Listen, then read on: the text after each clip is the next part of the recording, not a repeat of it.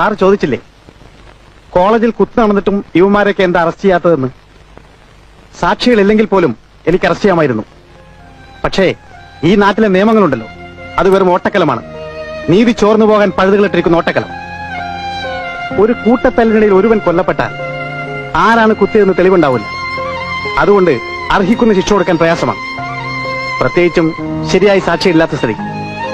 Planned മർഡറിന് ശിക്ഷ എന്താണെന്നറിയാമോ? തൂക്കിക്കൊല്ലുക. ഈ നാട്ടിലെ 90% കൂട്ടത്തല്ലുകളും കൊലകളും പ്ലാൻഡാണ്. അതിലൊക്കെ പ്രതികളെ ശിക്ഷിക്കാൻ ഈ നാട്ടിലെ നിയമത്തിന് കഴിഞ്ഞിരുന്നുവെങ്കിൽ ഇവിടെ തൂക്കുമരങ്ങൾ തികയില്ലായിരുന്നു. എന്നിട്ട് വിമാനൊക്കെ പിടിച്ചകത്തിട്ട് വല്ല ചെയ്യാന്ന് കരുതിയാ ഇപ്പൊ കണ്ടില്ലേ, മോളിൽ നിന്നൊരു ഫോൺ വരും, വിട്ടേരെന്ന്. എന്ത് പോക്കത്രം കാണിച്ച് ആര് അറസ്റ്റ് ചെയ്താലും അവരെല്ലാം ഓരോ പാർട്ടി പ്രവർത്തകരായിരിക്കും. അത് തേച്ചു മാറ്റിയാലും ഓരോ പാർട്ടിക്കാർ വരും, മിനിസ്റ്റർമാരുടെ പ്രൈവറ്റ് സെക്രട്ടറികളും. ഇവരുടെയൊക്കെ ചെരുപ്പ് നിൽക്കുന്ന പട്ടികൾ ഈ നാട്ടിലെ ചില പത്രക്കാര്. അവരെല്ലാം പോലീസിന്റെ കഴിവില്ലായ്മ കൊണ്ടും അനാസ്ഥ കൊണ്ടാണ് കേസ് കഴിഞ്ഞത്. പിന്നെ ഇവിടുത്തെ പോലീസുകാരൻ ഈ നാട്ടിൽ എന്ത് ചിരക്കാനാ? സോറി, ഞാനത് അല്പം ഇമോഷണൽ ആയിപ്പോയി. കാക്കിയിട്ട ഇമോഷൻസും സെന്റിമെന്റ്സ് ഒന്നും പാടില്ലെന്നാ. പോലീസുകാരെന്നൊരു പേരേ ഉള്ളൂ.